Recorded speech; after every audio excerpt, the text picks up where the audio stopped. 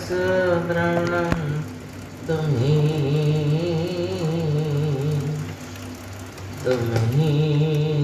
शरण मम देव।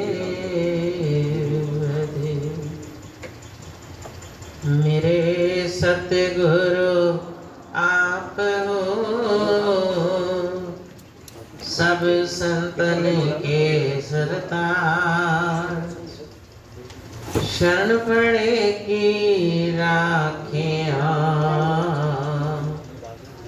प्रभु जी तुम ही लाए। शरण पड़े की राखे प्रभु जी तुम ही लाए। गुरुमुखो, एक बार अपनी मुख रचना को पवित्र करने के लिए सब मिलकर ऊंची और मीठी स्वर से बोलो जयकार। बोल मेरे श्री गुरुमुखो, महापुरुषों का अपने प्रेमियों से कितना स्नेह होता है और किस प्रकार वो अपने प्रेमियों को भक्ति पथ पर लगाते हैं। जैसे माता पिता अपनी संतान से प्यार करते हैं, ऐसे महापुरुष अपनी संस्कारी रूहों से प्रीत करते हैं। मगर दोनों की प्रीत में अंतर है। संसारी मोह की प्रीत करते हैं, लेकिन महापुरुष सच्ची प्रीत करते हैं। वो हमारे सच्चे हितैषी हैं। जैसे गुरबाणी में भी लिखा है कि मन तो ज्योत स्वरूप है, अपना मूल पहचान। मन हर जी तेरे नाल है, गुरमति रंग मान। मूल पछाणे ताशो जाने, जन्म मरण की सोझी हुई। गुरु प्रसादी एको हुए ते दूजा भाव न कोई। मन शांत आई वजी वधाई, ता होया परवान। यो कहे नानक मन तो ज्योत स्वरूप है, अपना मूल पहचान। अब महापुरुष कितनी प्यार भरी वाणी से हमें समझा रहे हैं कि ऐ मन, तू ज्योत स्वरूप है, अपने आप को पहचान। कब पहचानेगा? जब अंतर आत्मा से उस मालिक से एकाकार होगा। मन हर जी तेरे नाल है, गुरमति रंगमान। ऐ प्यारे, वो प्रभु तो हर घड़ी तेरे साथ है, मगर साथ होते हुए तू कैसे पाएगा? जब गुरु की मति पर चलेगा, उनके हुक्म पर चलेगा, उनकी आज्ञा का मनन करेगा, तो दूर बैठा हुआ भी भक्ति से मालो माल हो जाएगा। अगर गुरु के वचन पर चलना नहीं सीखे तो पास बैठे हुए भी वंचित रह जाओगे। मूल पछाने ताशो जाने, जन्म मरण की सोझी हो। जब तो मूल वस्तु की पहचान करेगा, तब तो उस मालिक को अंतर से पहचानेगा। फिर तुझे ये पता चलेगा कि ये जन्म और मरण, इसके आवागमन के चक्र से किस प्रकार छूटना है। फिर जब तेरी सुरती सिमरन में जुड़ जाएगी, मालिक से तेरी रूह मिल जाएगी, तो क्या होगा? तेरे मन में शांति का स्रोत पैदा हो जाएगा। मन शांत आई वजी बधाई। जब तेरी अंतर आत्मा में शांति होगी तो तेरे अंदर बधाइयां ही बधाइयां गूंजेंगी। बधाइयां कब देते हैं? जब कोई खुशी का अवसर होता है। हम कहते हैं इसके बेटे की शादी है, बधाई दो, जन्मदिन है, बधाई दो, एनिवर्सरी है, बधाइयां हम देते हैं एक दूसरे को। लेकिन जब प्रेमियों के हृदय के अंदर मालिक का जलवा देखते हैं, उस वक्त अंतरात्मा से बधाइयां गूंज उठती हैं। एवं कहे नानक मन तू ज्योत स्वरूप है, अपना मूल पहचान। तो महापुरुष तो बड़े प्यार से समझा रहे हैं कि अपने मूल की पहचान कर। तेरा जीवन किस लिए मिला था? क्या खाने पीने और सोने के लिए? इन्हीं धंधों में उलझे रहते हैं। हर वक्त अंतरात्मा से ऐसे संकल्प उठते हैं जो हमें दुखी करते हैं, परेशान करते हैं। तो उन सब का त्याग कर दे, अपनी सुरती को मालिक के चरणों से जोड़। फिर देख वो तेरे घट में कैसे वास करेगा। जैसे कहते हैं कि पारस में और संत में बड़ो अंतरो जान, वो लोहा कंचन करे वो कर ले आप समान। महापुरुषों ने पारस से भी बढ़कर महापुरुषों की संगत का बतलाया है कि पारस तो लोहे को सोना बनाता है, कभी पारस नहीं बनाता।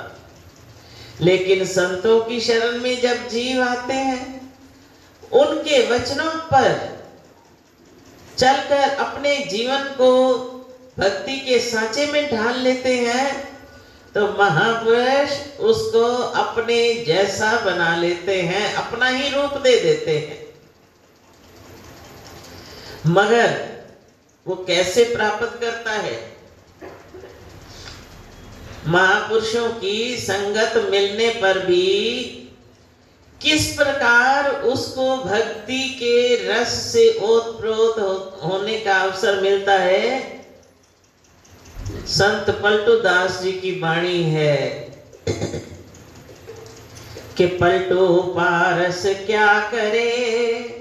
सतगुरु पारस रूप है, वो तुझे लोहे से कंचन बना देंगे, मगर कब कि पलटू पारस क्या करे।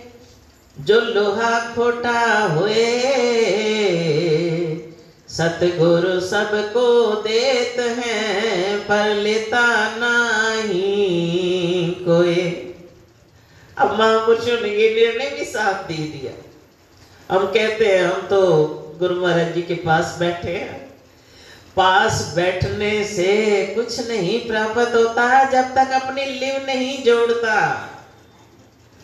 पलटू पारस क्या करे, जो लोहा खोटा होए। पारस भी उसी लोहे को सोना बनाता है जो लोहा खरा होता है। और सेवक भी भक्ति के रंग में वही रंगता है जो जिसका हृदय पावन है। हृदय पावन कब होगा? जब हम हर वक्त अपने अवगुणों को देखेंगे, दूसरों के गुणों को देखेंगे। अगर अवगुण भरने इकट्ठे कर देंगे, वो अवगुण एक मैल है। अगर हृदय में वो भरेंगे तो हमारा मन भी तो मैला होगा। तो इसलिए महापुरुष कथन करते हैं कि ऐसी प्रीत लगा कि सबके अंदर उस मालिक को देख, फिर देख तेरा जीवन कैसा बन जाता है। ये कोई भक्ति दिखावा नहीं, अंतर आत्मा से जीव को प्राप्त होती है। तो इसलिए कहते हैं कि पलटू पारस क्या करे, जो लोहा खोटा होए। अगर सेवक ही भक्ति का अधिकारी नहीं बनता तो फिर वो ले कैसे सकता है। सतगुरु सबको देते हैं, वो तो दयाल स्वरूप हैं और सबको भक्ति के रंग में रंगना चाहते हैं। मगर हम भी तो अपने दिल का पात्र खाली करें। जिनके दिल का पात्र खाली है, प्रेमियों के इतिहास पढ़ें तो शरीर के रोंगटे खड़े होते हैं कि किस प्रकार प्रेमियों ने प्रभु को अपने वश में किया, किस प्रकार उन्होंने पाया। एक वृद्ध माता थी जिसका नियम था वो रोज मंदिर में जाया करती थी।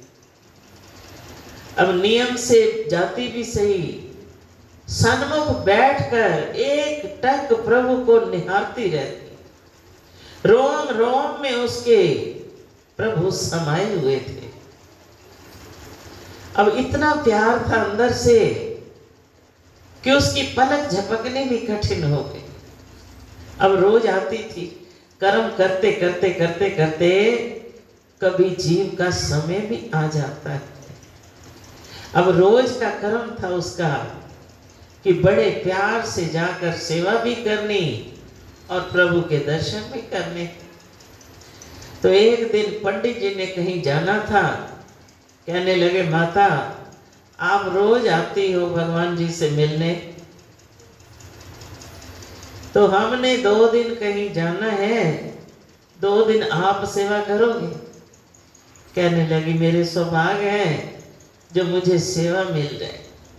अब सेवा की कीमत भी हर जीव को नहीं होती। सेवा को जो काम समझते हैं उनको वैसा फल मिलता है, और जो सेवा को सेवा समझते हैं कि ये अनमोल खजाना है, उनको वैसा फल मिलता है। अब कहने लगी ये तो मेरे बहुत अहोभाग्य हैं जो मुझे आप सेवा बख्शीश कर दो।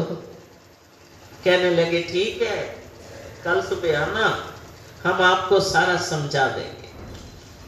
अब उसको तो लगन ऐसी लगी कि एक दिन भी उसका वर्ष के समान बीतने लगा कि कब ये दिन बीतेगा, अगला दिन चढ़ेगा, मैं सेवा के लिए पहुंचूंगी। सेवा की खुशी भी उसको होती है जिसकी अंतरात्मा में प्रभु का वास हो जाता है, प्रभु का प्रेम भर जाता है। अब इंतजार करने लगी, दूसरे दिन तक उसको ऐसे लगा जैसे बहुत लंबा समय बिता कर आई। जब पहुंची तो पंडित जी कहते हैं माता भगवान जी को सुबह जल लेकर स्नान करवाना है, फिर वस्त्र बदलने हैं, फिर आरती उतारनी है, फिर भोग लगवाना है, ये सारे काम आपको करने हैं 2 दिन। अब माता के दिल में प्यार भी था लेकिन इतना भोलापन था, कहती है कि भगवान जी ये काम आप नहीं करते, ये हमें करवाना पड़ता है। पंडित जी कहते हैं ये सेवा तो हमें करनी पड़ती।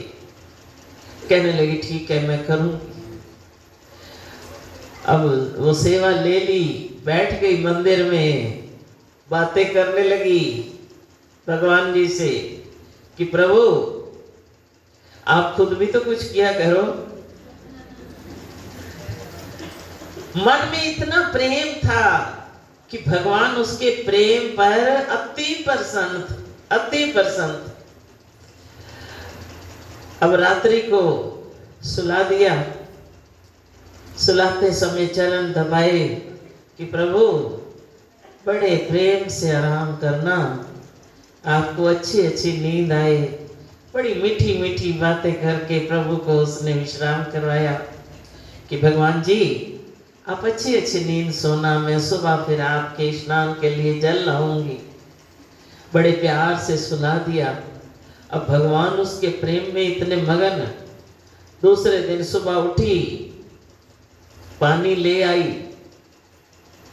कहती ठाकुर जी अब पंडित जी तो रोज आपको स्नान करवाते थे, लेकिन आज आप अपने आप स्नान करो, मैंने ये पानी ला के रख दिया है। अब प्रेम जिसके दिल में है, भगवान उससे कहाँ दूर हो सकते हैं। वो तो प्रत्यक्ष मूर्ति नहीं, उसने भी भगवान को हाजिर नाजर जाना था, मूर्ति नहीं जानी कि ये भगवान की प्रतिमा है। कहने लगी ये तो साक्षात भगवान है, तो अपने आप नहा भी लेंगे। अब जब उसकी भावना थी साक्षात है, वो वहां साक्षात ही प्रकट हो गए। बोल मेरे श्री गुरु महाराज की जय। जल रखा, लोटा रखा कि लो भगवान जी अब स्नान करो। अब भगवान को उसकी बात भी माननी पड़ी, प्रेम के बंधन में बंधे हुए थे, प्रेम के वश थे। स्नान की करवाया। अब भगवान ने स्वयं स्नान किया। कहती है देखो अब स्नान कर लिया है ना, अब वस्त्र भी खुद ही डालो। वस्त्र आगे रखे, भगवान ने वस्त्र भी पहन लिए। फिर आरती उतारने लगी। कहती अब आराम से आप बैठो, मैं आपकी आरती उतारूंगी। बड़े प्रेम से आरती उतारी। अब भगवान मुस्कुरा रहे हैं। उसकी प्रेम को देख देख कर प्रभु इतने मुस्कुरा रहे हैं। कहती है आज बड़े प्रसन्न लग रहे हो, आज आपको स्वयं नहाना भी पड़ा, कपड़े भी स्वयं डालने पड़े, तो आज बड़े खुश हो। अब वो भी देखकर प्रसन्न हो रही है। लगन है मन की। जब आरती हो चुकी, फिर भोग के लिए दूध लाई, प्रसाद बना के लाई। कहती है भगवान जी, पंडित जी तो आपको खिलाते थे, अब ये भी आपको खुद ही खाना पड़ेगा। अब भगवान ने दूध भी पिया, प्रसाद भी खाया, बड़े प्रेम से। कहती है अच्छा अब सब काम हो गया, अब मैं भी थोड़ी देर विश्राम करती हूँ, मैं भी कुछ खाती हूँ। चली गई। अब 2 दिन ऐसे करते करते भगवान उसके साथ लीला करने लगे, और वो उस अनंत प्रेम में ऐसे विभोर थी कि उसको तन बदन की सुधि नहीं कि मैं कहाँ हूं। प्रेम हो तो ऐसा हो। अब 2 दिन बाद पंडित जी आए। कहती है आप तो कहते थे भगवान जी नहाते नहीं अपने आप, हमें नहलाना पड़ता है। अब ये 2 दिन अपने आप नहाते रहे हैं, अपने आप वस्त्र डालते रहे हैं, अपने आप भोग लगाते रहे हैं। मैंने तो हाथ जोड़ के प्रार्थना कर दी कि ये अपने आप करो, भगवान जी तो वैसे ही करते रहे। पंडित जी कहते हैं कि अच्छा माता ऐसी बात है, तो फिर 1 दिन और रुक जाओ, मैं भी तो देखूं कि भगवान जी अपने आप कैसे सब कुछ करते हैं। अब कहती है अच्छा 1 दिन रुक जाती हूँ। तो रोज की तरह सुबह सुबह जल ले आई, लोटा ले आई कि भगवान जी स्नान करो। अब भगवान जी साक्षात रूप में उठकर स्नान करने लगे। फिर स्वयं ही वस्त्र डाले। कहती है वस्त्र भी डालो, रोज डालते हो आज भी डालो। वस्त्र भी डाले भगवान ने। फिर कहती है अब आराम से बैठ जाओ, जो नियम था उसने सारा वही निभाया। फिर भोग भी ले आई। पंडित जी ये सारा देखते रहे। जब सारा काम हो चुका, माता चली गई, तो हाथ जोड़कर कहते हैं प्रभु जी इतने वर्ष हो गए मुझे आपकी सेवा करते करते, लेकिन आपने मुझे कभी दर्शन नहीं दिए। वो माता 2 दिन सेवा के लिए आई, तो आपने उसको साक्षात दर्शन दिए। तो भगवान उस वक्त प्रेम विभोर होकर बोल उठे कि प्रेमी तू नहीं जानता कि हम तो प्रेम के बंधन में बंधे हुए हैं। उसने इतने प्रेम से हमें पुकारा, इतनी उसने सूरत हमारे चरणों से जोड़ी कि हमें उसके प्रेम वश सब कुछ करना ही पड़ा। जब प्रेमी जिस भावना से हमें पुकारते हैं, उनकी भावनाओं को पूरा करना पड़ता है। तो सच ये इतिहास जो है खाली ग्रंथों में लिखने के लिए नहीं, सुनाने के लिए नहीं, अमल के लिए है। हम भी बेनती करें कि प्रभु हमारी भी लगन आपसे ऐसी लग जाए कि हर घड़ी हम आपको उसी दृष्टि से निहारते रहें। ऐसी दिव्य दृष्टि दो जिससे आपकी अनुपम छटा को हम निहारते रहें और आपके सुंदर दर्शन पाते रहें।